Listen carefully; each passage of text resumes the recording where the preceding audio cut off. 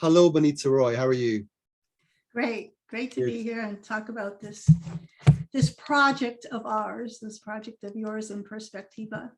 Well, thank you. And but to keep it real for people, you're currently in Connecticut and you woke up this morning and fed your horses. Is that right? Yeah, I woke up this morning and I slogged through the ice and slush and fed the horses and watched out for the bears. We were visited by 3 bears yesterday morning when I went out. So yeah, so that's kind of what's outside my walls here. Wow. So you have bears and horses to contend with. Black bears, I'm assuming, or? Yes. Okay. Yes. You know, what's happening with them is it's very warm here. It's warmer than usual. So their metabolism is too fast for them to hibernate. So Right. they walk around, but there's very little to eat. So then they become problematic. Uh-huh. So we're hoping for it to get very cold and they can go hibernate. Wow. Well, that's a problem I don't have here in London for sure. Okay, great. Well, listen, as you know, you wrote a wonderful chapter in this book, which you have your copy of there, I guess. Yeah, I'll put the other side up. There we go. Excellent. Metamodernity, we've done it. Yeah. So yeah, the book is called Dispatches from a Time Between Worlds, Crisis and Emergence in Metamodernity. And your chapter is the second one, called Time, Change and Causality, Notes Towards a Metamorphosis of Mind. That's an amazing chapter, Bonnie. It's rich and metaphysical and deep and ambitious. And I know from when we were editing it that you took quite a lot of time to read afresh to make sense of what you were trying to say. So I guess the first thing I want you to try and speak to is what you might mean by metamorphosis of mind, what it actually could be and why it might be called for today. And then we'll take it from there. Yeah, so first, if people haven't read it, I want to them to realize that the whole article's in a trope, that we're both future people looking at this time of change. So there's this sense of hope, right? That someone in the future is reading these dispatches. But we're also self-reflective about being in a time of change, not understanding the change, can't getting an actual grip on the change, and writing these in the hopes that there will be something waiting for people in the future. And the trope is actually modeled on something that I guess the philosopher, archaeologist, anthropologist John Gebser did. He looked at artifacts from the past, tried to understand change over time by looking at artifacts of the past. And so I was reflecting on this whole volume really as an artifact that could live in the future and only then be understood. So it has this trope that is already imaginative. And I think that one of the reasons why that's important is it's performing an imaginative trope type approach that I think is different than the kind of lockdown, analytic, modern approach to try to understand the kinds of times we're in. You know, you called it in your article the pickle. How do we navigate and taste the pickle? So I just want to say that the trope, I think, is an important part of the way it works. And so the metamorphosis of mind, I say in the trope that I'm very aware that these ideas that may be half born, and for people reading it in the future, maybe they have a better understanding of it. Mm-hmm. So, but the more kind of academic part is that if you read Jean Gebser, he makes a case that there has been these epochs where consciousness changes, and it changes a lot of things all at once. So not only is it built on what we've known before, but there seems to be a transformation in how we deal with time, how we deal with space, and how we deal with self-other, and how we understand ourselves as humans. And one of the things I was saying, I've been doing this since 2006 actually, is trying to look for these types of epochal changes in consciousness that seem to leap out. Mhm. And so, and hypothesizing that you can find it in, for example, some of the authors that I feature, I call them the post-anthropic authors like Donna Haraway and David Chandler. And so what I want to get at is are there examples for the kinds of minds we need to get ourselves out of the pickle? Mhm. And the other question I think that's driving this is a lot of people are trying on new ideas, new methodologies, new developmental models. And yet it seems that even the more we churn these things through, we still exacerbate our problem. Mhm. And so I talk about, for example, the panarchy cycle, which is a relatively new model that attempts to understand change, ecological change. And it's a very beautiful model, but then the way we've employed it, Vicki McCabe shows the way that we've employed it is actually within the same logics of trying to control nature, trying to strategize the back loop, which is supposed to be a phase of surprise and not knowing. And so that's what I'm calling into question, like how radical a shift is required in consciousness such that we actually change our behaviors and we start to see that these trends are reversing themselves or going in other directions. And so that's the metamorphosis, like that our mind is actually changed in a radically different way, such that we understand ourselves differently as humans. Right. So I'm imagining someone hearing this for the first time, having not yet read the chapter, and two questions come to mind. One is, I can't conceive of this. Give me some sense of what it is I'm meant to be imagining. But the other is, and prior to that, I'm struck that we're beginning with bears nearby. There's sort of a visceral reaction to that, right? But the sort of problems we're speaking about at scale that I write about in terms of tasting the pickle, some call the meta crisis, and some just speak of global systemic collapse or whatever. But first of all, could you make the case in your own terms for what exactly the problem is? I mean, how would you, because I don't want to take that for granted, because not everyone wakes up in the morning thinking that global civilization, insofar as that term makes sense, is somehow inexorably doomed or necessarily falling apart. There are optimists out there. There are others who are just a bit ambivalent about making a judgment at that scale because it's so unpredictable. I'm just curious to get the premise before we get into, therefore, between worlds, we will inevitably change our mind in some fundamental sense. Just first of all, what it would mean to be between worlds, and also what exactly the problem is. Yeah, so that's an interesting reframe. We'll look at the bears. I think that what we have to invite is this tasting, this sensing, this responsibility we seem to have to be the people in between worlds. So for example, this is an easy example, but it's really very similar to the global case. So the bears come and I feel, they eat my bird food. I know they're starving, and yet I can't feed them. I know that if I start feeding them, it's in the wrong direction. Right. So something's welling up in me. I was talking to my partner about it, and we were saying, like, we feel sad, we feel sad, and yet. So then what welled up in me is like, it's God's creature. The intelligence in what they're doing is way beyond what I could manage anyway. And this kind of welling of, it is the case, it's not supposed to be warm here. You could tag it to global warming, and the perennials come up and they get killed also.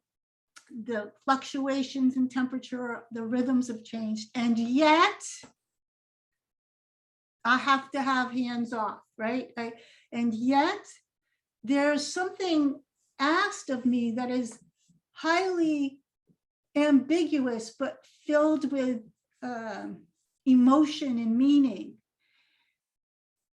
And I can't fit it into like, if I feed the bears, let me get them through this winter, right? Of course, it's easy for us to see why that's not a good thing to do.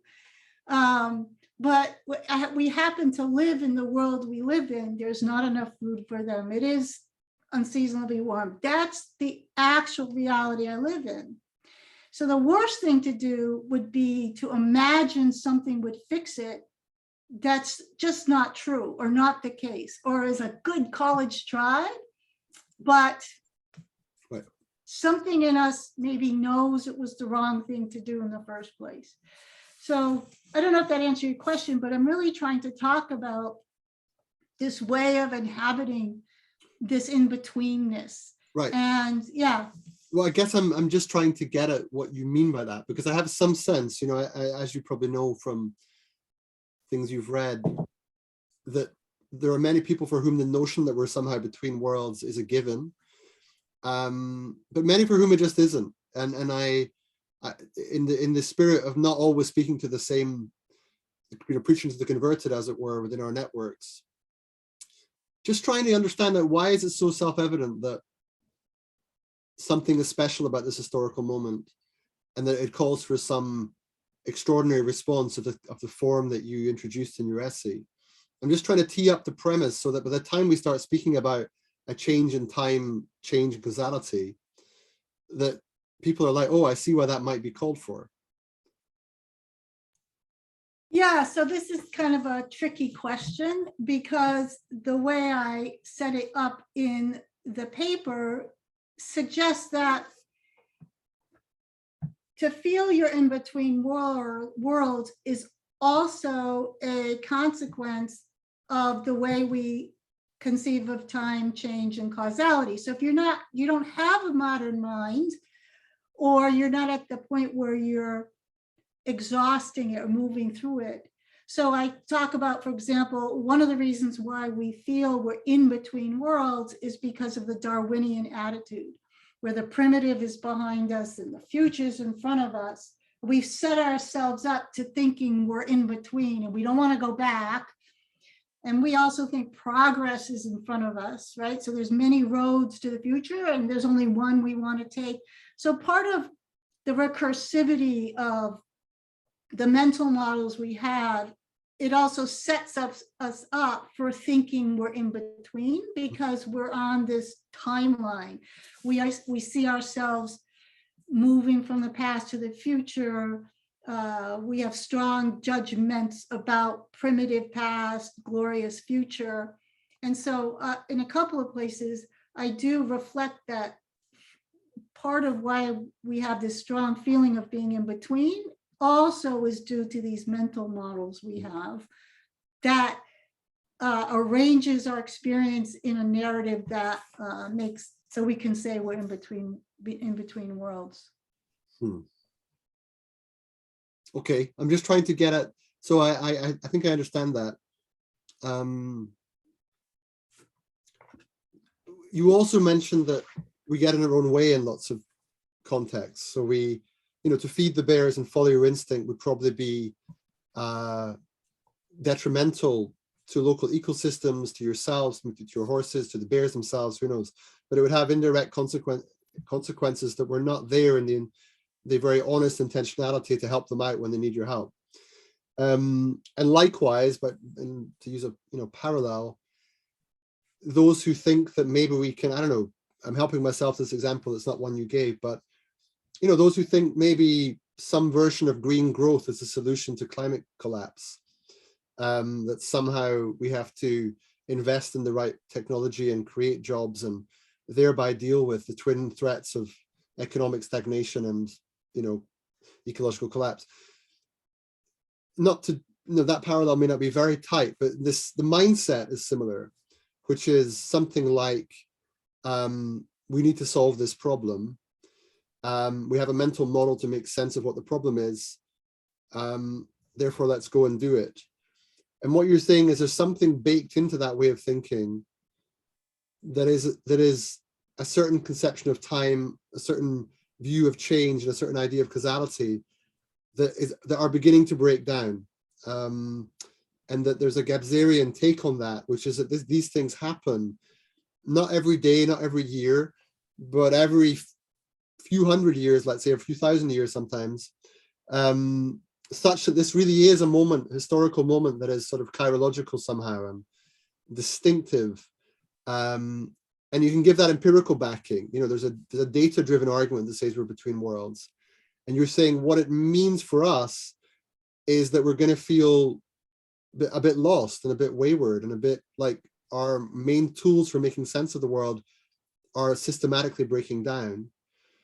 And we need something, a kind of what you call the new mind, or the current conditions of our understanding of the world give rise to that need for fundamental shifts in perception.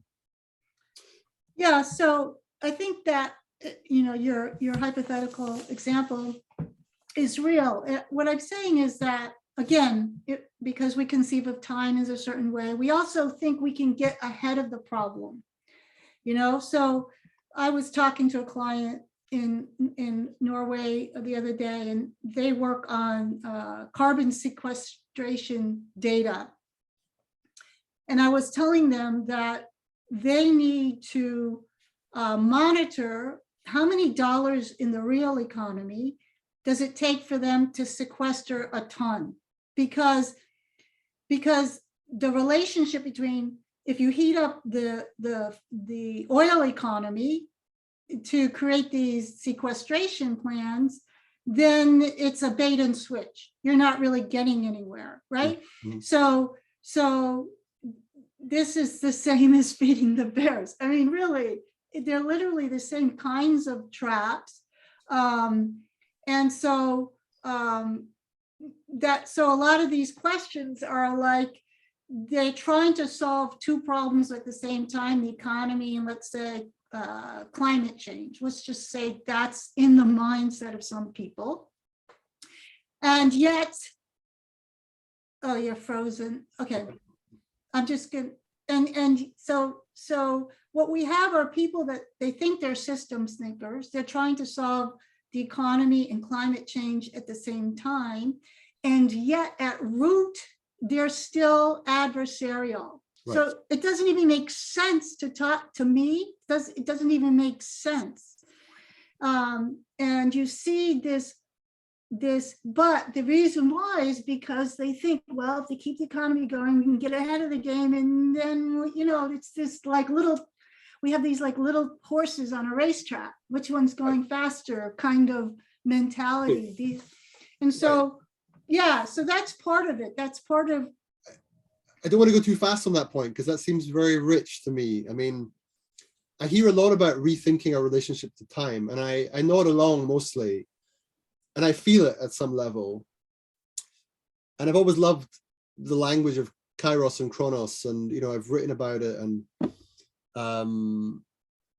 it's not like I don't understand that we have a sort of default folk understanding of how time operates that might be getting in the way. But you're making a sort of deeper point that many of the ways that we orient ourselves as a species, you're not talking about one or two wayward individuals, you're saying collective social imaginaries, including the underlying action logics of those groups, contain a view of time that precludes certain ways of viewing what's actually happening that we might actually need to understand. Yes, I mean, these I don't think are useful mental models anymore. Or, I mean, for me, a lot of it is just to invent new mental models and see what options, what choices we haven't seen before. But it's true, even like the way we talk about humans as a species, we kind of put them on a timeline, like, you know, let's extend the life of the human. And this is not really how speciations work. You know, are the dinosaurs still here? Well, we call them birds, but, you know, so a lot of the impetus or the impulse for us to act is based upon certain mental models that are very partial and easily seen as partial. Are the dinosaurs still around? You know, if we clone the dinosaurs back into existence, were they resilient because of all these other relationships, or are they extinct? And so these ways of categorizing change are quite not sophisticated enough to really understand from a larger holistic perspective the reality we live in. Right. You know, we're just trying to get as people a larger, more to language more of reality than we have been able to before. Right. And it's quite frustrating. You know, I'm reading McGilchrist, The Matter with Things, and some of these ideas have been around for a long, long time. And it doesn't seem that we learn, you know, as a species, like the quantum world or the, you know, the interconnectedness. We popularize it in a way that reduces what's actually the case. And then we just use that popular version to make the same decisions. And so why is it that, why isn't that we have more conversation? And I think that's not fair, because there is a lot more conversation, a lot more wonderfully rich ideas around time, change, causality. These three things come in McGilchrist's book. It's not a coincidence, right? No, by the way, I'm curious to know more. I mean, it's a bit of a lateral point, but I'm, you know, the last time we spoke, we joked about you being a Taoist, or you called yourself a lazy Taoist at that. But Ian's also somewhat self-confessed, sometimes says he thinks of himself as a Taoist. So I'm curious to know, I don't know how far into the book you are, but it seems to chime with you already. Yeah. So this modern version of Daoism is a interesting thread that's happening. Like in there's a lot of people that are close to that.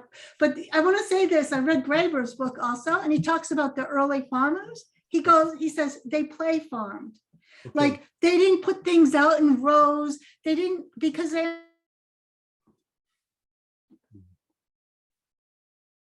Where the avocados grew, they would clean them up and they would do this and they would plant some seeds and they'd come back later, but they never went beyond this balance between like how much we're ruining our lives and we're becoming like, you know, these agricultural laborers versus how do we, and he calls it play farming. And he uses this other term. He says there's some societies where a charismatic figure would come and become like a tyrant, and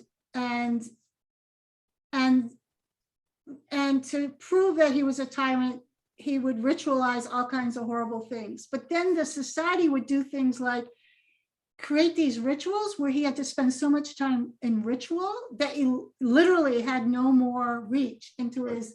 And so they would play king. They would tease him and they would make a spectacle out of him and they would humiliate him. And over time, he shows them the tyrants become like these jokes, you know?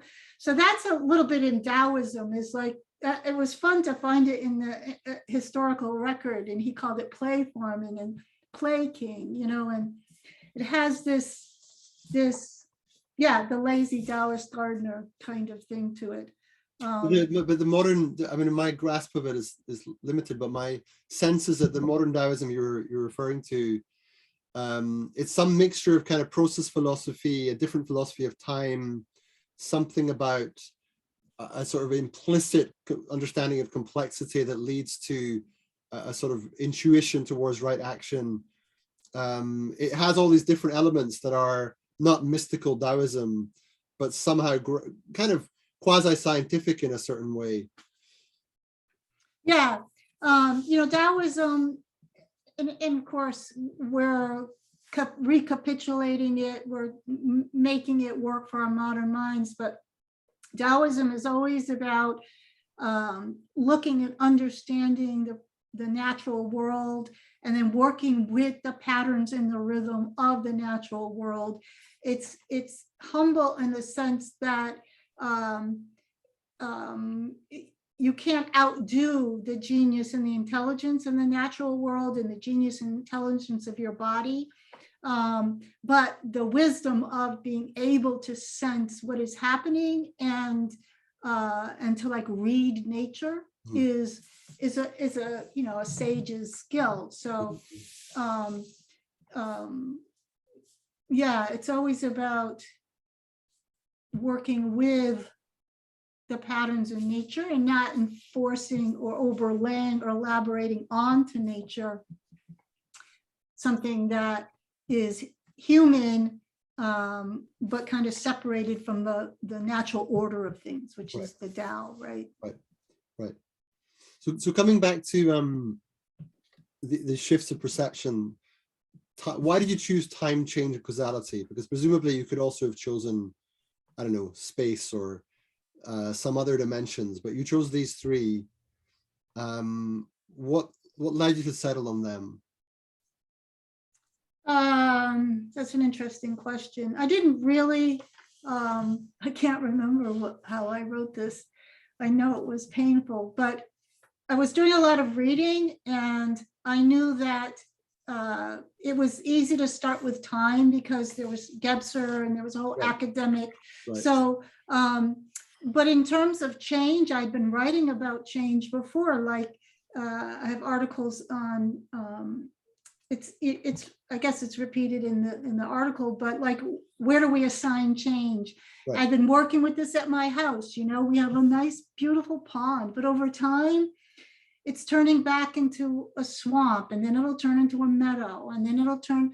And so you can feel yourself, you know, let's go dredge the pond. I want the pond, you know, but again, this is kind of ridiculous. That's that impulse to control nature, when as soon as you make that move, the problem situation gets really big really fast. And that's a point I'm making in the book too, is that these don't only not solve our problem, but they kick the can further down the road faster. And so this notion that things are escalating is not because things are just escalating, it's because our way we respond to them is also the escalation. So I talk about bacteria and antibiotics and yeah, so that's one thing. I'll just throw this in because I guess, you know, we're talking about how we've been thinking since the book is published, but for me, it's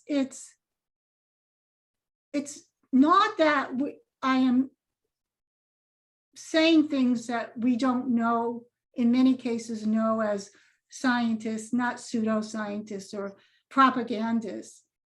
And the question is, why is it not possible for us even to act on the science that we know? Right? So, for example, we just throw in COVID. I don't know if I mentioned COVID, but yeah, viruses and vaccines. Like, anybody who knows anything about the immune system and health, even straightforward scientists, would never forcibly vaccinate someone who thinks the vaccine is going to kill them. Because it'll kill them, you know. So even if you want your vaccines to work, you would say no mandatory vaccines, because you get, you know, you're going to get a psychologically entangled autoimmune response from people who don't believe in the vaccine. This is true. The placebo effect gives you 20%. This is in our own literature. So, but don't we disavow that? I mean, isn't there a sense in which the placebo effect is a kind of dirty secret, even among scientists? But that's the whole question. Why do we disavow that? What is it in our imaginary or in our behavior or in our caging forces in our mind that prevents us from working with what we already know? What is that? What is that? Graeber calls it, why are we stuck? Why are we stuck? Why? And yeah, so it could be because of these deeper ways that we imagine ourselves historically on a timeline, you know, or these deeper impulses to, yeah, that's a really good question. So one of the things that I would like to do is, of course, create new ideas of time, change, and causality, but also even bring forward what's already in the system, as you've done with publishing his McGilchrist's book. Like, more of this conversation needs to be happening before people just go out and do stuff.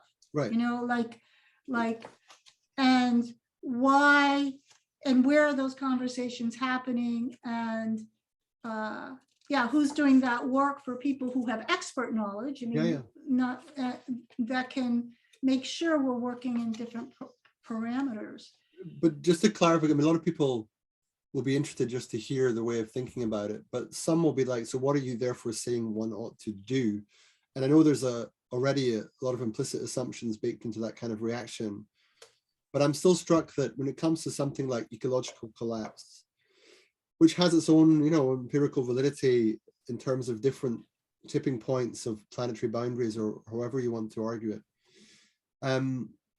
Presumably you're not saying step away from the problem, allow it to solve itself. You're not saying that, but you are saying something about be careful about the mentality you're bringing to when you try to deal with it, because you may well be making it worse in ways that you cannot.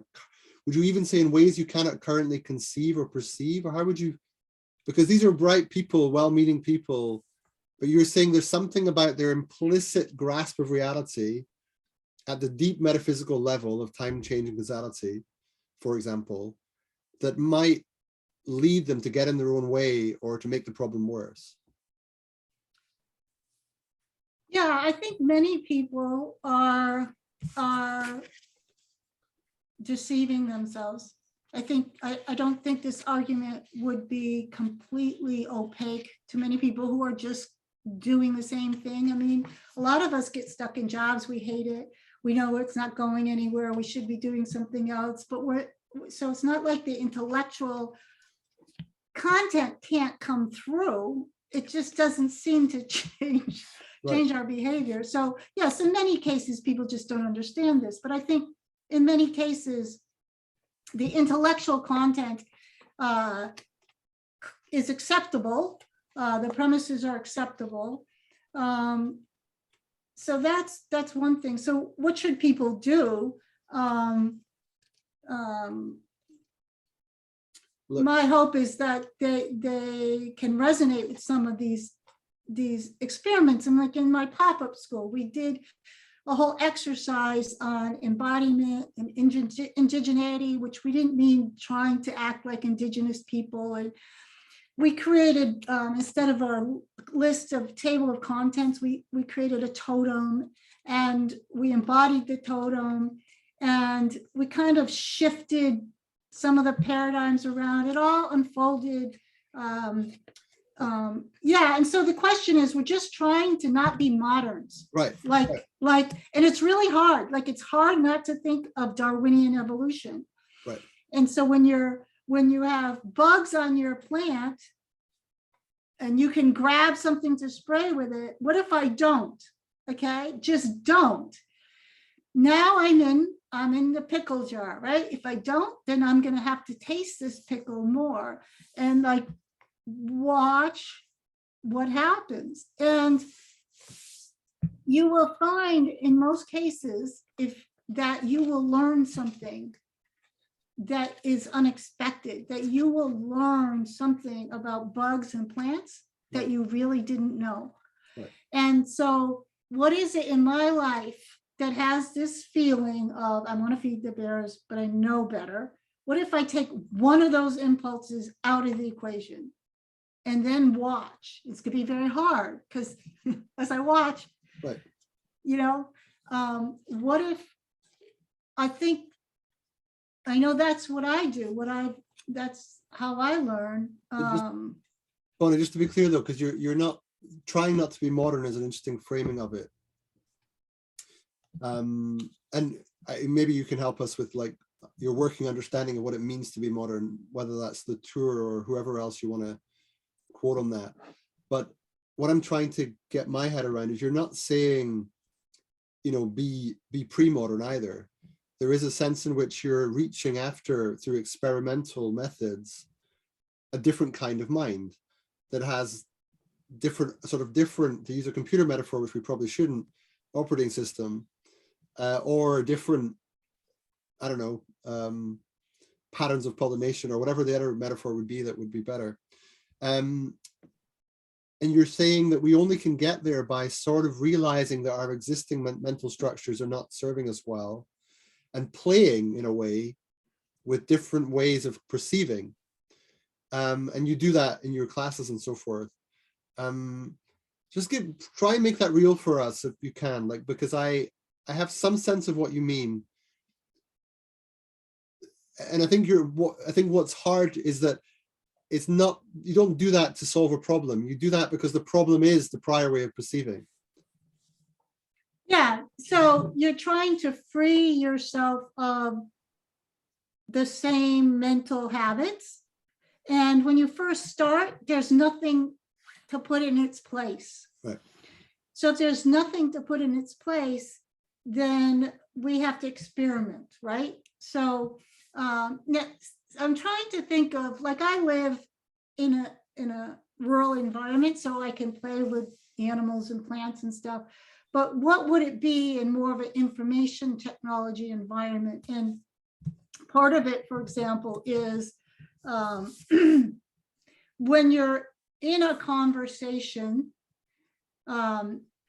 you start to get a sense of the kinds of actions, or speech actions in this case, that escalate, right? So I was in a conversation the other day with someone, we were talking about metapsychology, and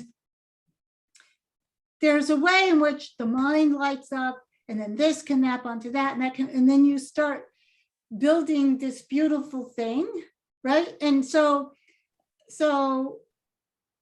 what I've been trying to relearn is not to do that, but they're like, well, what is, I think I actually said to the person, knowing yourself is not rocket science. It cannot be rocket science. Right. Why have we turned it into rocket science? As if you, I talked about epistemic leakage. Yes, but you're trying to map out this metapsychology and stuff, but the signal you're giving is that unless I have this cognitive sophistication, I can't fix myself. So that's one of those moves. That's like feeding the bears, right? And so that's another thing that's that kind of a move, okay.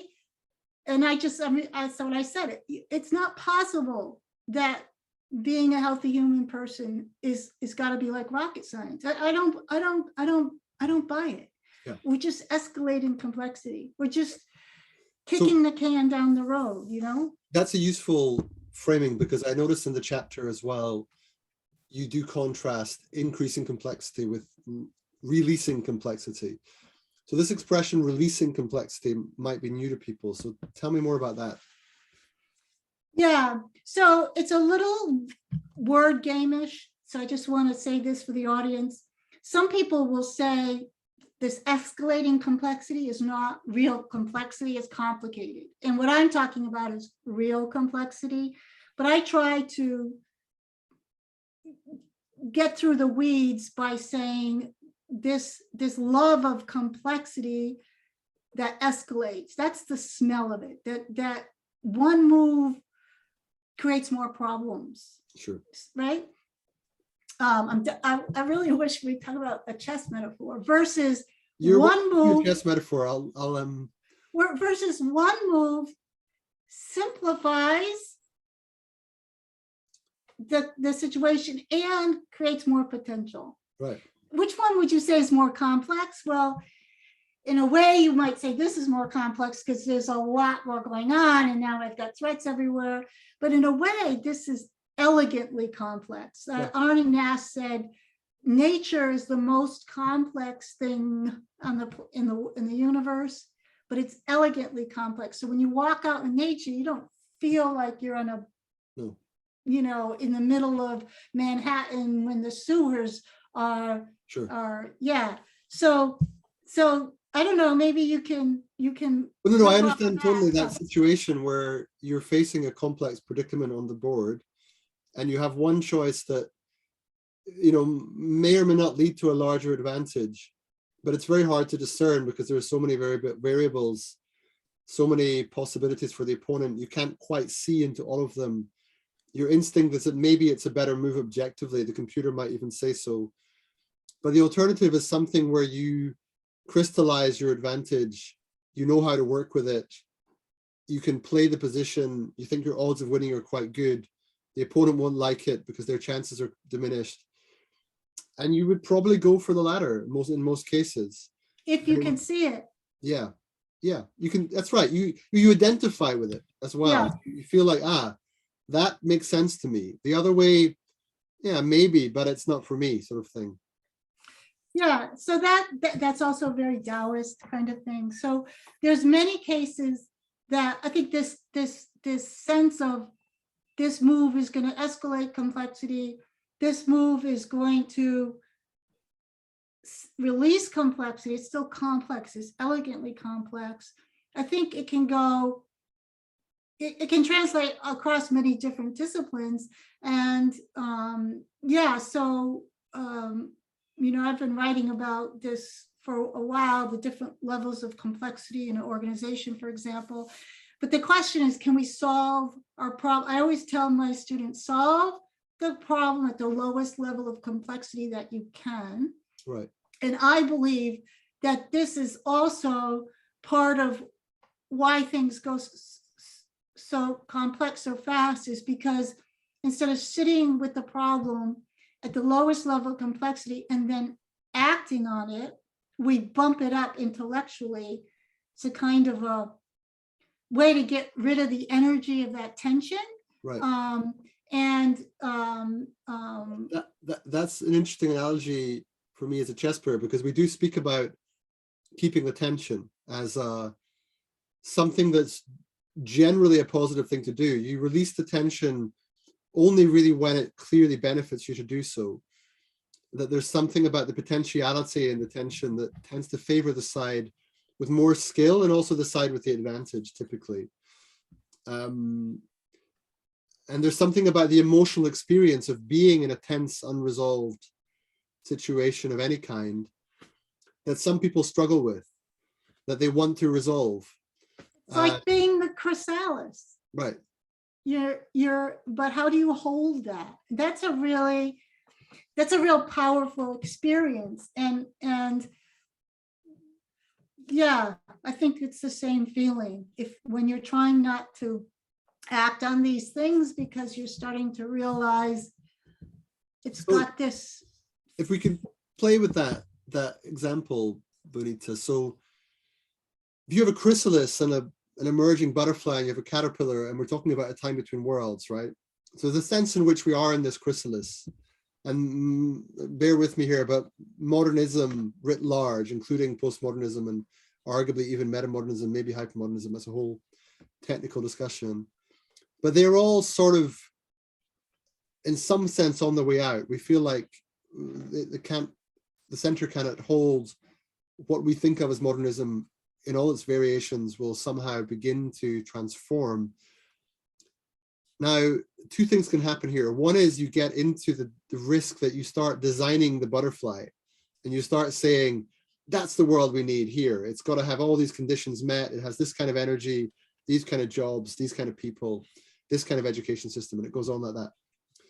But really, often what we need is something more like, and I owe this insight to Indra Adnan, whom you know, but it's something more like allowing yourself to be the chrysalis, but actually trusting that it already has the intelligence it needs to give rise to the healthy butterfly that is the right course of direction, right? But with that sort of metaphorical stage set and all the qualifications one would use, I'm curious then where the new mind is. Is the new mind, the new sort of conceptions and perceptions we need, is that forming in the chrysalis, or is that manifest in the new butterfly? If that, a lot of strength, metaphorical strain there, but if you can go with me on it.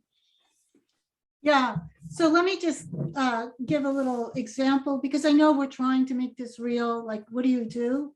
And in the workshop I was running, we had this totem, and one of the totem was earth growing. And this lived in that area of the down here where that tension's held. And it was a wonderful collective holding the tension. What do we mean by this totem? Not like the usual, like, and what happened was we got this metaphor. I was holding this tension and wondering what the totem meant, and didn't want to make it trivial. Yeah, like things grow and you recycle, and we all know that. And I went down, I was walking down to the barn, and for some reason I thought of a turtle egg. And like, what's interesting about turtles is that their parents don't have any, they lay the eggs and then don't have any parents. And this imaginary came to my mind that everything the turtle needs is already there, except it needs warm sand, right? Because all life is open system. And then I got this switch. Everything the earth needed was already there when it got thrown into like a plasmid before, and had enough magnetism, everything except it needed the sun. Now, all of a sudden, we got this hit about the earth that was unable to see the earth from just that perspective. Like, it was, everything needed was already there. Right. And we started to let that sink in. Right. Like, how does that change? It was really, it's hard just to talk about it, but the experience was really deep, and it changed the way people looked at what's going on, and gave us different ways of perceiving. And because that was different for a lot of people, then there's little different experiments going on. Mm-hmm. But this was incredibly vast and humbling imaginary that we shared. And so I wanted to tell that story. And what was the more of the question? Well, I can build on that, because the question would then be, and is that still the case today? Is there a sense in which everything we need is already there? Because often we talk as if that were not the case. We talk as if what is there is inexorable collapse for some. But I also know others who think that they feel the potential metamorphosis, not only of mind, but of culture and society, and they're optimistic about it. And then the question still arises, people always still want to know what to do, even if what you're asked to do is to perceive differently or learn differently or think differently. The human desire to want to know their next move is a reasonable one. Yeah, I think that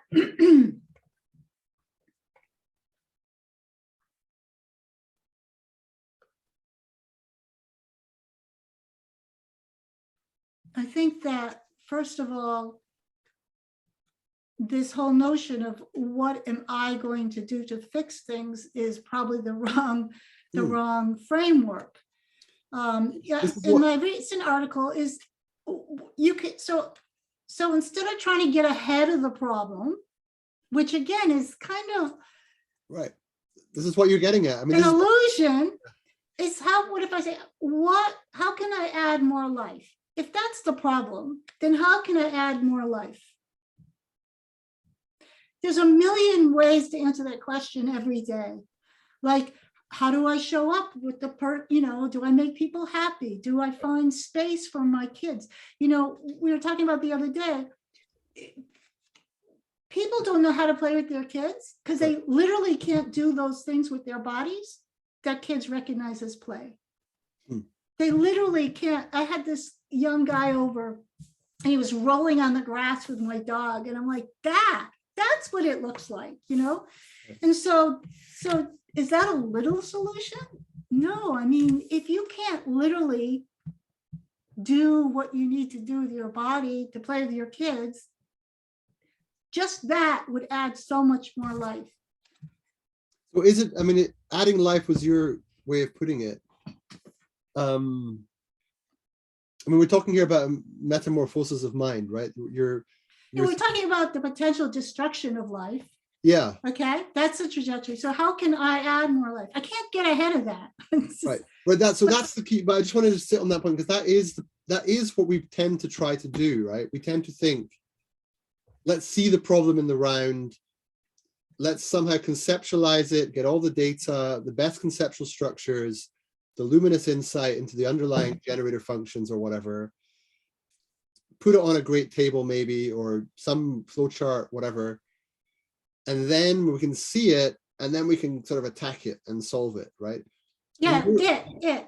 Right. We can manipulate it. Right, because then it's sort of a third person object, no longer a question of embedded vitality, nor is it about sort of the interiority of the people involved in it, nor is it the betweenness and the intersubjectivity between people. It's become entirely exterior. And you were sort of saying that the mind we need is one that doesn't do that, basically.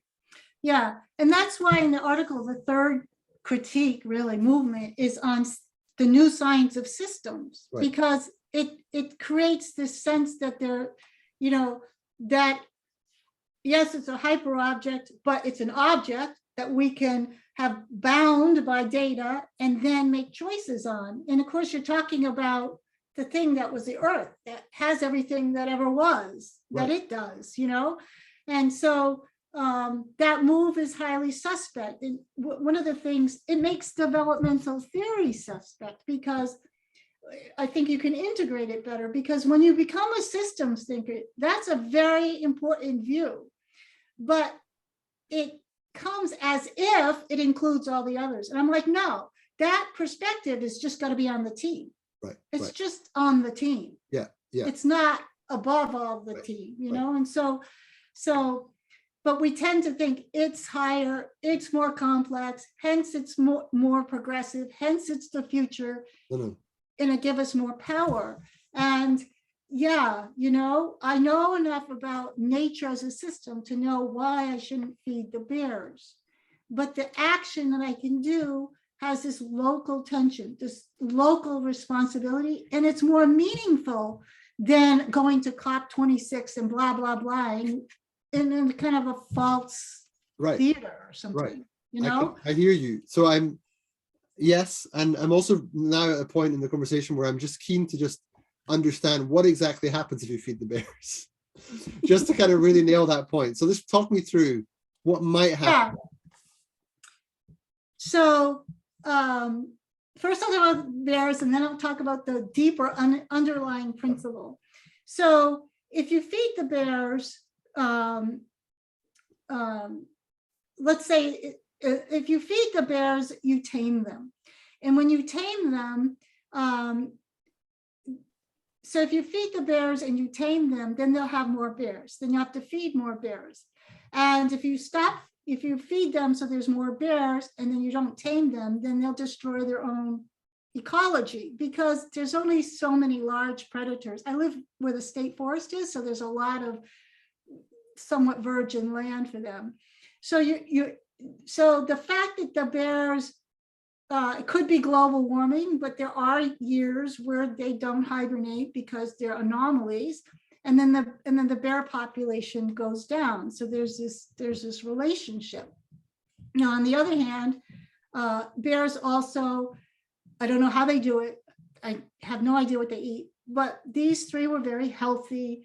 They have a lot of fat resources, so it's healthy for them to use up their fat resources, you know. And so so this is why you don't feed bears. But when you work on a farm and you domesticate anything, you quickly see what a problem it becomes. Right. Like my ducks don't know how to fly, and they get eaten by the turtles, and so they have to protect them more, and the more I protect them, the more poop I have to have, and you start to realize, like, I have 13 ducks, and if I don't find balance, I can't manage them. And so you start to see how quickly the living systems outpace your ability to manage them. Yeah. So you're not actually working with the bears. Right. You're exercising false control because you can't control your own affects. Like, I feel sorry for the bears. That's where it comes from. I can't regulate my own affects. Right. That's where the tension comes from. Right. That's actually the lowest possible. That's where the problem starts. With the feeling for the bears, basically. Yes, I want to feel for the bears, but I need to hold this complex set of affects when you are in a living system. Right. And so I would say that's the lowest level of complexity, but you see it's very complex, Yeah, right? Yeah, so I think that's operating in a lot of different, a lot of this is underneath why we can see the partiality of our truths, but we can't act on them. Right. So the gap between idea and behavior remains large, but partly that's because of the prior structures that hold the idea and the nature of them. So we're coming towards the end. I just thought, Bonnie, if you have it on page 69, you have your coda for the chapter. And I can read it out, but I thought it might be better if you did, because it's particularly nice the way you end the chapter. Yeah, so you've been speaking here about experiments and making things up and playing, and with that in mind, just to see how this chapter on time change and causality, the need for a metamorphosis of mind, here's where you got to at the end. Yeah, so this coda actually comes from something I wrote quite a long time ago. And I was happy to have it, to put here.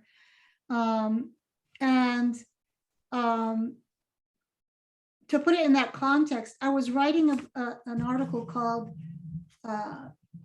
Doomed to Perish, Destined to Rise Again. Like, this is kind of what it's about. And I was noticing at the time some decisions I had been making in the last 20 years of my life. Like, I was saying, oh, I have a vegetable garden. And this friend, Johnny G, he can fix any 2-cycle engine. He's a keeper. And I was noticing that these small decisions, I'm not a prepper, but I was noticing that these small decisions were not coming out of nowhere. Right. They were coming out of this sense that we're entering interesting times, right? So that's what I was writing. And so then I ended it with this, which is, the question, what then must we do? And we are the people to create enduring acts of inspiration and imagination for others to find when this world finally comes to an end. And this means that we are in a particularly rich moment to be imaginative, right?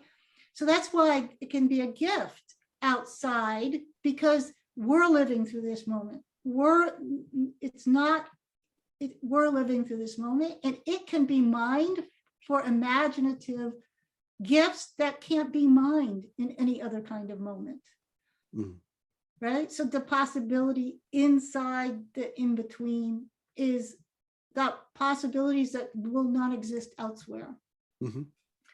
These will be seeds that can grow in the next world, but not in ours. We will never see them bloom. It would be like planting a tamarack in the Pleistocene for someone today. We are the people to do this religiously, but not with messianic fervor. Rather, with loving care, trusting that our purpose is not of this world and for us, but of the next world and for them. Who are we then, these people assembled at the end of the world? We are the extemporarians. And it's this notion of taking on the responsibility of the world we live in and not racing to make it something else or racing to get it behind. We happen to be here. We are the people living in this complex time. What can we, how can it be mined? I don't really like that, sounds extractive, but how can we let that work on us such that we can leave seeds which would not have otherwise been possible? This is one of them, maybe. We hope. Yes, no, and then of course that goes back to, and this is the work of imagination that we leave, Right. So it goes back into that recursive trope. Got it. Brilliant. Love it. There's always more to discuss, Bonnie, but that's been quite a good jolt around from bears to horses to butterflies and much else besides. So I think we'll leave it there, but look forward to talking again in due course. Thanks a lot. Awesome. Thank you, Jonathan. Thank you. Stop recording.